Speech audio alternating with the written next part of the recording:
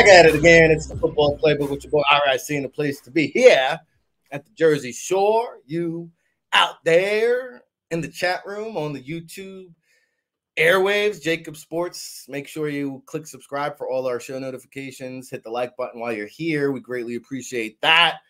And I greatly appreciate our next guest for taking the time out of his schedule to join us here. He is host of the Sports Bash, Mike Gill, 97.3 ESPN, already in studio for the Football Friday affair. Good morning, Mike. How are you today?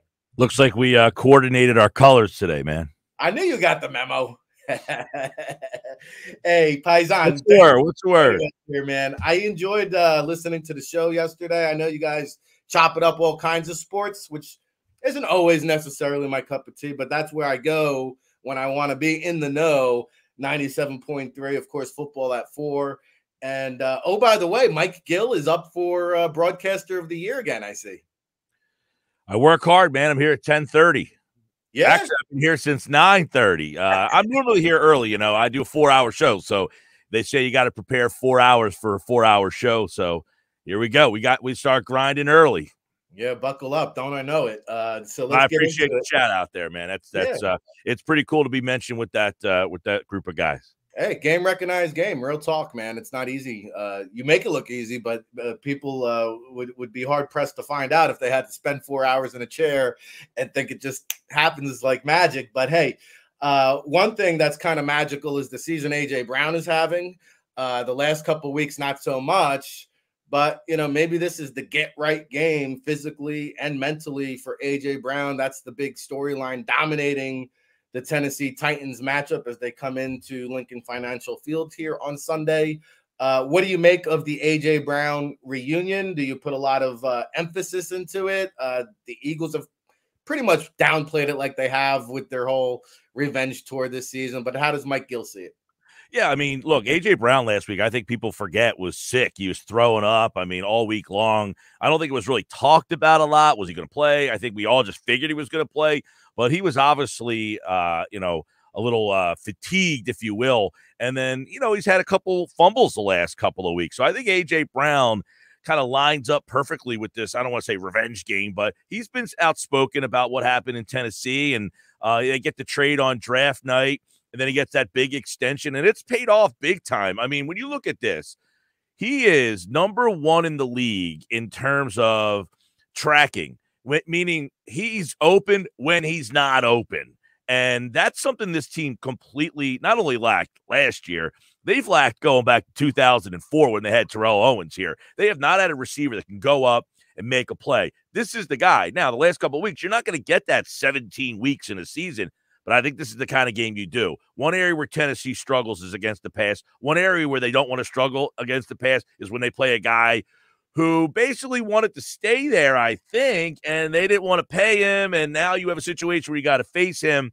Their weak spot is in the secondary. The Eagles, this is going to be interesting because they ran the ball for 300-plus yards last week. They ran the ball 49 times.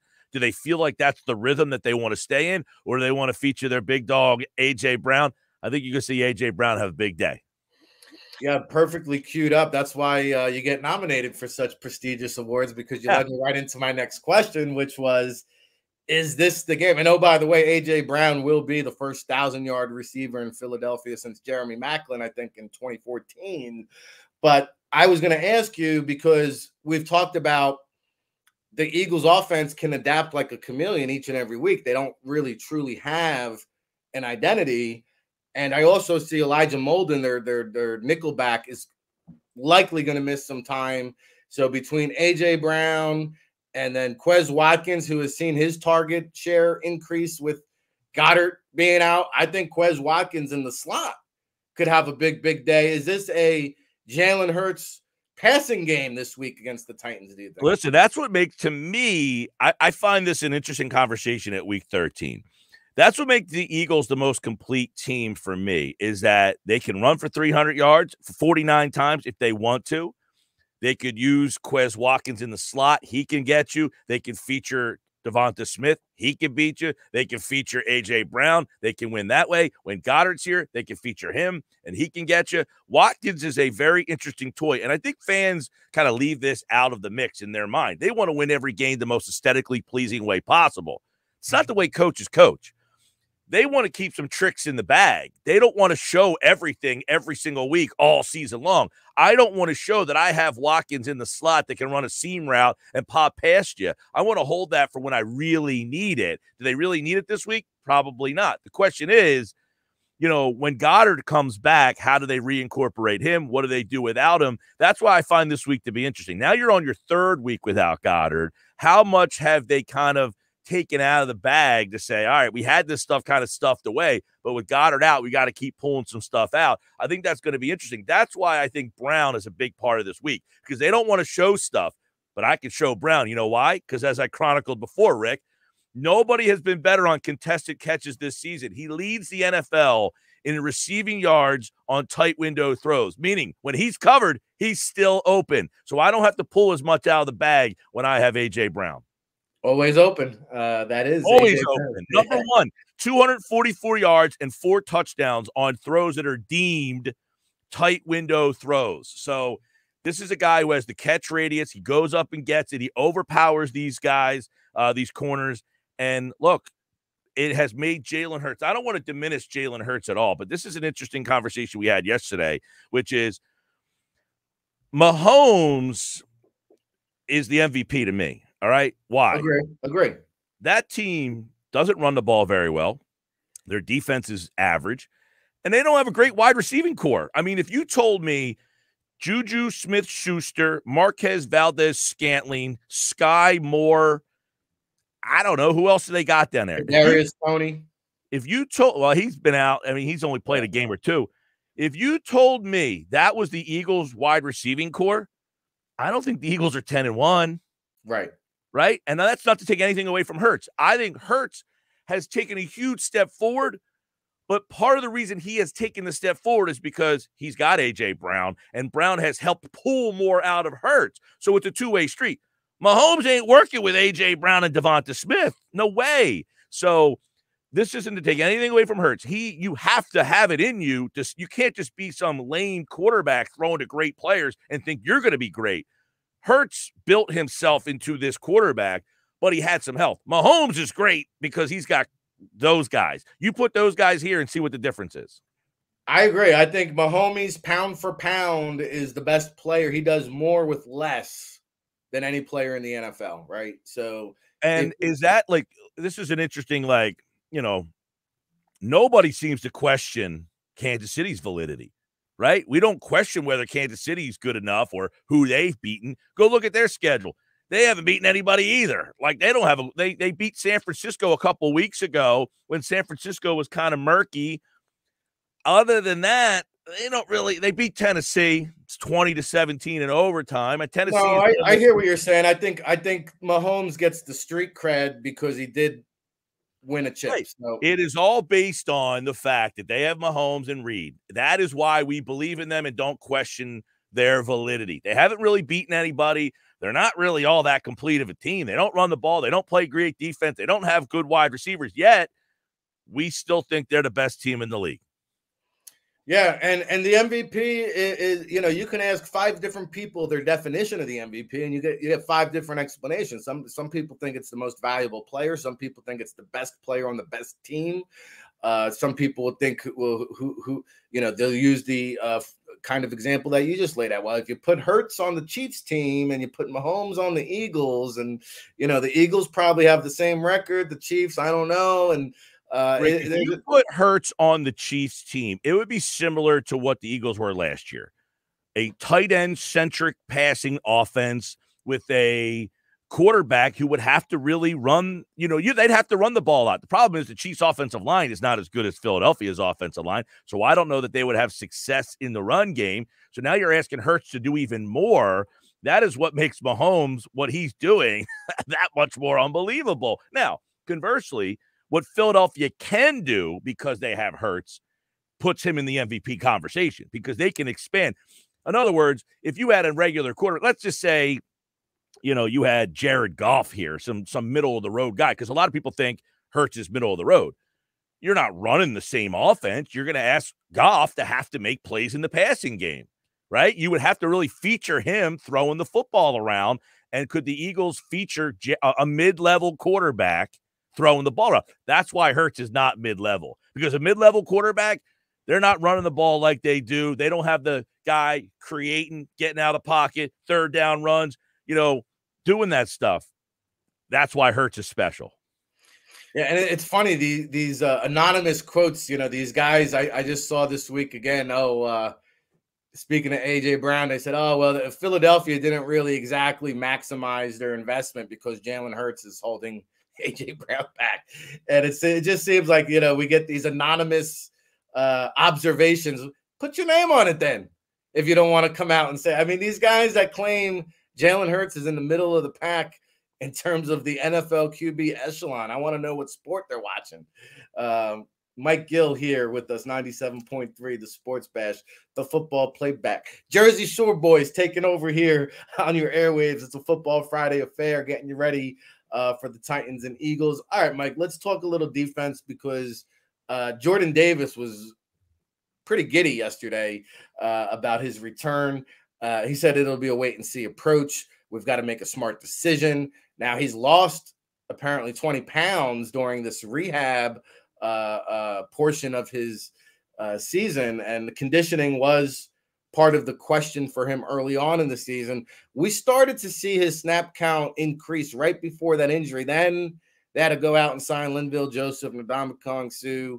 I think Milton Williams is kind of the odd man out. I still think he'll get his reps, but how do you kind of distribute with Cox and Hargrave? And I mean, you're 6 or 7 deep now at the defensive tackle rotation. It will be interesting to see. Now, I think if Davis can play, I would try to get him out there, maybe 10, 15 snaps to slowly work him back up to try to get him ready for that stretch run. But you're right. How do they get all these guys? I think you're going to see more 5-man fronts. Now, the question is, can you play Joseph for 30 snaps, Davis for 30 snaps, and let those guys kind of almost do a 50-50 split rotation? Because that's the difference, Rick.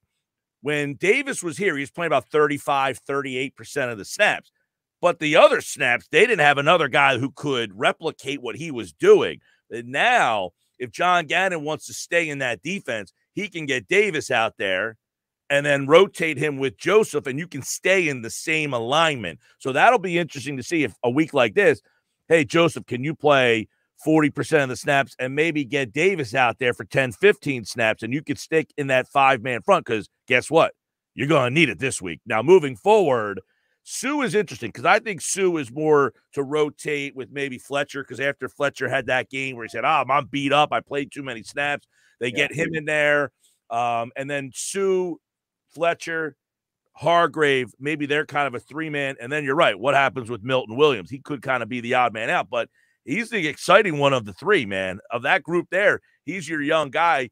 And I think Milton Williams is a guy that they probably could get more from, but they just don't have a great role for him on this defense.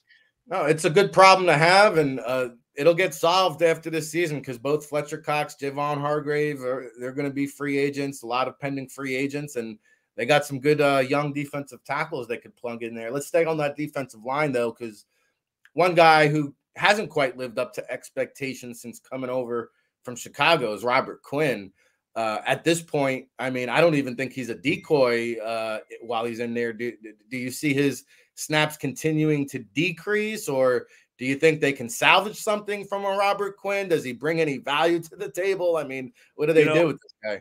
When he got traded here, you could have made an argument, okay, that he is the most accomplished pass rusher on the team. He's got over 100 sacks. So when they got this guy, you're thinking, man, this guy's the most accomplished pass rusher on this roster. Now, there was so much talk in Chicago. Well, they're double teaming him. They're triple teaming him. Well, maybe it just looks like he's got nothing left in the tank. I mean, and to the point now where I don't even think the Eagles are really even giving him an opportunity to get out there to show what he's doing. Because if you look at the snap counts, they're not even giving him, he's not even out in the field hardly right now. So I would think right now he's turned into your Ryan Kerrigan, where you brought him in thinking that maybe he had a little gas left in the tank, and there's no fuel, man. Fuel's expensive out there, and they didn't want to put any more fuel on my man there because he looks like a shot fighter. Bro, or he's running on that Wawa gas, too much water. The Petro is outro, man. I mean, hey, I thought to getting Quinn that, look, you added a guy that was going to give you another legit pass rusher. And look, we had the fights all week long with the fans. They want more blitzes. They want more blitzes. I had Malcolm Jenkins on my show on, I guess, Monday that was. Yeah, no, Tuesday. It was on Tuesday.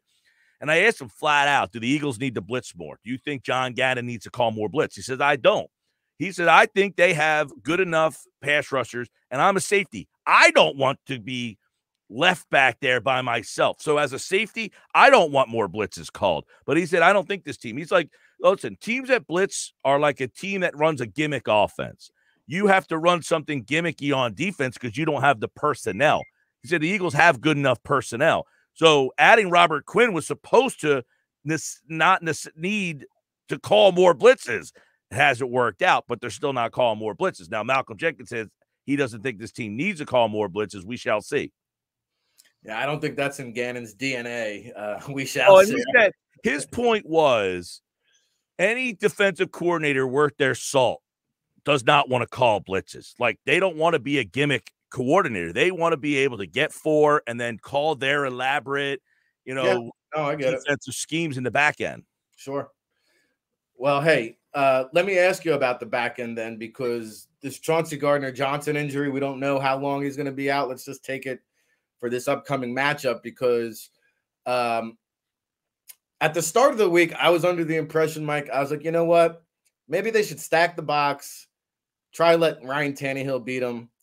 And now as the week is worn on here and you've got, essentially 50% of your secondaries out with Chauncey Gardner-Johnson and Avonte Maddox. Correct me if I'm wrong. I mean, the Titans don't have huge playmaking weapons, but Tannehill's not Tannehill to me is mediocre in middle of the road, but he can beat you if you let him. And I'm a little bit hesitant to to stack the box and let Tannehill sit back and pick you apart, because to me, the Titans are a team with just enough ammunition that they can hurt you. Where are you with Ryan Tannehill? Would you like to pick your poison? Would you like to put it in Ryan Tannehill's hands and let him beat you? Or do you think you're playing with fire there? No, I mean, listen, is he a elite guy? No, but he's a veteran player that can find the blitzes, and if he sees you coming, he's going to find the open man. And right now, he's starting to get something going with Treylon Burks. He's got 6 targets in week 10, 8 in week 11, 6 more in week 12. You're starting to see this kid, get it. For sometimes, remember back when we were kids, it took receivers 3 years. It was like, the third-year receiver. Now you're going to – well, now we want every rookie to be good because Randy Moss was good right away. He ruined it for everybody. There's only so many guys who can come in as rookies and just excel right away. So Burks got off to a slow start, but he's starting to heat up now, and you're starting to see when teams send pressure, they're going to Treylon Burks. Was a guy that the first part of this season, he wasn't really a part of the offense all that much. Now, I know he had an illness and might have missed practice, but I would imagine he plays. The other guy that they have is kind of old faithful is Austin Hooper, the tight end. And these are the kind of guys when you're missing Chauncey Gardner-Johnson, your safety, maybe they just start to say, hey, Reed Blankenship, he's a guy that is more known in his college days as a box safety who can help with the run against Derrick Henry. But if you're going to show us him, we might go after him in pass coverage. So, yeah, I think and those type of games is where Tannehill excels, is when he doesn't have to take big shots down the field, but I can find quick open man. And he's a smart quarterback. He's a veteran quarterback. Look, this team was the number 1 seed with Tannehill as the quarterback last year. He's no dumpster fire back there. He's not. Look, we all want Tom Brady and Aaron Rodgers and the elites, but there's only so many of those guys. Some of these other guys, the Tannehills, they know how to get things done. Now, do you trust them in the biggest of big moments? Maybe not. But in a regular season game, week 13, they can find ways to win. Yeah, and Hooper's a good one, right? Like, they got guys that just go about their business. You don't hear too much. Like, Robert Woods is on the team. You don't hear too much about Robert Woods, but he leads the team in receiving. And this Nick Westbrook went off for a big week 1 week. So They have just enough ammunition that they can hurt you there in the passing game. All right, Mike, I want to get a prediction. I want to pick your brain on a couple of other questions around the league. I'm curious to get your perspective on. But first, this game started off, it was Eagles by 6.5. Then it went down to 3.5. Now, last check this morning, I think it was 4.5. The Titans 7-4, obviously coming off that heartbreaker against Cincinnati. They're going to be certainly pissed off, and they're going to bring it. Mike Vrabel is going to bring a hard-nosed, tough, gritty team in here. What do you see as the outcome Sunday? I know a lot of people keep talking about the fact, by the way, we looked at this yesterday. Minnesota, who I don't put a lot of stock into, but they might be 15-2 at the end of this year. Their schedule is weak. Now, if they slip up in a game, that happens, but they're going to be favored in every single game, Minnesota, probably the rest of the way, which means they could go 15-2, which means, and we know Dallas is still looming, the pressure's on Philadelphia. They can't lose this game. You cannot afford to lose a game at home when the pressure is on you like this. And I think everybody's talking about Tennessee running the ball. How do you stop the run? I think Tennessee will run the ball and get their yards, but can they get in the end zone? And I think that's going to be a problem for them. I don't know that they can go back and forth and keep up with Philadelphia. Somebody texted into my show earlier this week and said the Eagles offense keeps going down, down, down. I said they scored 40 points. They scored 40 points last week, and we almost blinked our eye at it like, who cares? They scored 40. Yeah. 40 points, no Dallas Goedert.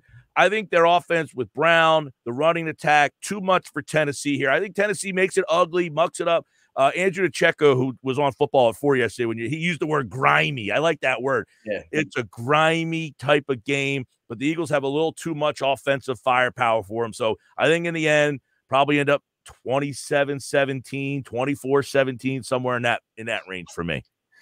Yeah, I've got it the same. I'll get to my prediction later on in the show, but I want to ask you, since you brought up the Vikings, I want to pick your brain about a couple teams here, and I agree with you. I think they can go pretty far here record-wise. However, I do have them losing with the Jets, two teams, right, that nobody wants to give respect to, and the Jets are going into Minnesota. How about that Mike White? What a story. I'm curious. There's some pretty good games this week. I think really the Vikings are one of them. There's a lot of good games. I do my NFL Fine Five, Ugly Five. Right now, my five are Kansas City, Philadelphia, Miami, San Francisco, Dallas. But if you ask me to keep going, I don't have Minnesota in there till about 9 or 10. So I think Minnesota is ripe for the picking this week. In fact, I think I have the Jets at 9, Minnesota at 10. I like Cincinnati better than I like Minnesota. I think Minnesota, I like that team better than I have in the past. Why? Their offensive line is better than it's been. Their offensive line had been dumpster fire. Now their line, they're good on the tackles, kind of weak on the interior, but that has made them where they are right now. A lot of close games for them, but I agree with you, Rick. I do like the Jets this week. Now, I don't know what Mike White is long-term. We might say we like the Jets based on what we saw from him last week. He could go out there and, just be an absolute dumpster fire himself. However, I think that Jets defense is a problem for the Vikings. So I like the Jets this week, but there's a lot of good ones. San Francisco, Miami, keep your eye on that. Let me go. You stared me right in there. You're earning that Broadcaster of the Year award, Mike. Let me tell you, San Francisco, I wanted to ask you about this because I have turned the corner on Mickey McDaniel. I gave Mickey McDaniel so much flack. I called him the most overrated man in football. I called him a hipster, a nerd. Don't ever judge a book by its cover, right? This guy, he is bucking the trend here. And listen, the 49ers are favored. I think the protege is going to travel cross country and go whoop the teacher's ass this week. What do you think about that? I have Miami 3. I have San Francisco 4. I like Miami better than I like San Francisco to this point, but I don't know that they go on the road and win this game. Problem for Miami is their defense stinks. Their defense gets no pass rush.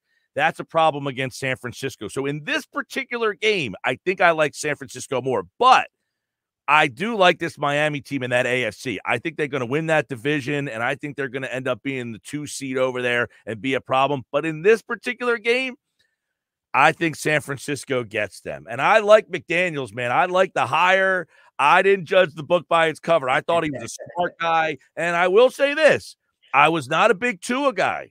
And Tua is starting to win me over a little bit, but This Bro, shows the value of coaching, man. How much just being comfortable and having trust in the guy.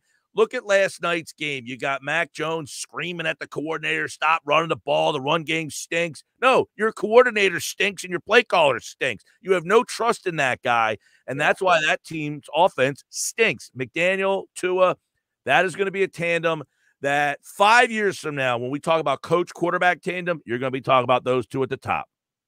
if Tua stays healthy, we shall see. But I will say, that was my big problem with him, Rick. Not that I thought he stunk. I thought he was too small to stay healthy for 17 weeks.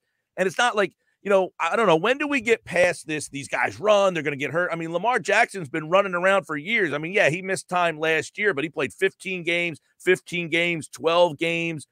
I mean, guys run around. They're going to get hurt. But I thought Tua was going to be a guy who was constantly hurt and that the injuries would cause his play to go down. Well, that's a whole nother can of worms because I don't think Lamar Jackson's been the same since that injury. You could say the same about Kyler Murray. I just read off the numbers. Arizona won 2 teams without a quarterback sneak this year.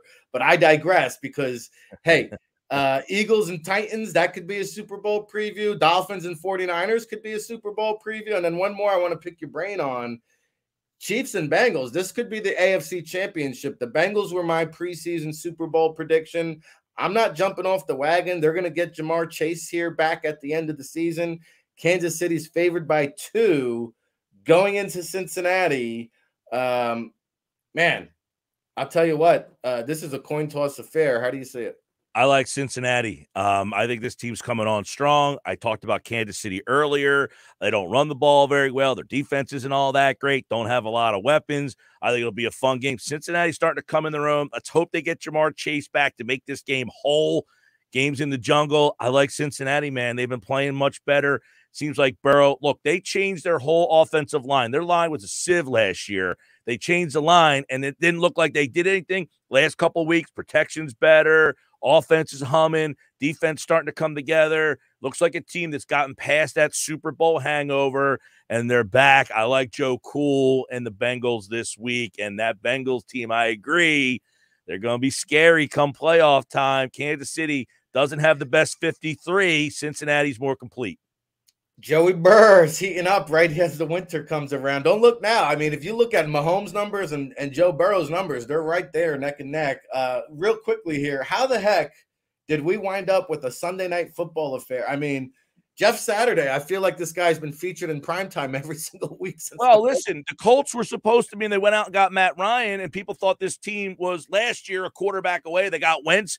He wasn't good enough, so then they replaced the quarterback again. The last couldn't they not have flexed this? Couldn't they have flexed this out? Yeah, they're not flexing Dallas. You get Dallas in the game. They don't want to flex Dallas out of a game. You know that. Come on, America. This is a stinky game, though, man. It is, but here's the problem. I don't know that I forget the rules, but I think you can get blocked. So I don't think CBS is giving up Kansas City and Cincinnati in that game. Miami, San Francisco, I don't think Fox was giving that game up. Do you want to put Philadelphia, Tennessee over? I mean, it's like Tennessee is akin to Indianapolis and Dallas is akin to Phil. I mean, Dallas probably has a bigger draw than Philadelphia does. That I'm just trying to be objective here. But so I think Dallas in the game made that game stay because the other 2 games probably got blocked. I'll tell you real quick, the other game, New York and Washington. You know, Washington has won 6 in a row, 6 out of 7, excuse me. They play New York twice. This week, they have a bye next week. Then they play New York again. They could knock New York right on out of this thing, and I think they will. The Giants are leaking oil. That Washington team, I do a thing called who's in, who's out. Here's my paper to prove it right here. Everybody, take a look. I had Washington in the playoffs at the beginning of the year. I think they're going to knock the Giants out, and you're going to see it this week. First blow, 2 weeks later, second blow. Yeah, 2.5 right now. Washington favored in that matchup at the Meadowlands. We shall see. Mike, I will see you. Well, I won't see you, but I will hear you at 2 o'clock, 2 to 6. It's the Sports Bash 97.3. If you want more good stuff from Mike Gill, what do you got going on this weekend, Mike? Every Friday, 3 o'clock, Sal Paolantonio joins me. So Sal Pal's on today.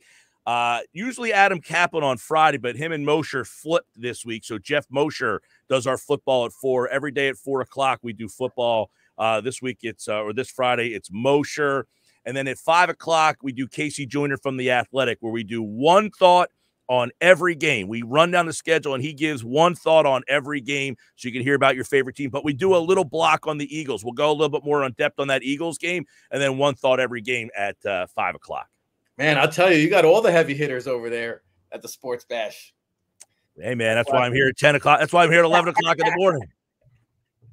All right, Mike. Always appreciate the time. I'm sure we'll chat soon. All right, Rick. Take care, man. There you have it. Mike Gill, 97.3, working hard in studio there, getting ready for the Sports Bash show, and just great perspective. You know, usually me and Mike tend to disagree on a lot of different things and have a healthy conversation, but I don't know. I tend to agree with a lot of his sentiments this week. And man, is this a real thing? Drew Brees was struck by lightning. Is that real? We'll take a quick break. Wow. I just saw this on Twitter. We'll talk about it right after this. Let's take a quick break, Tone.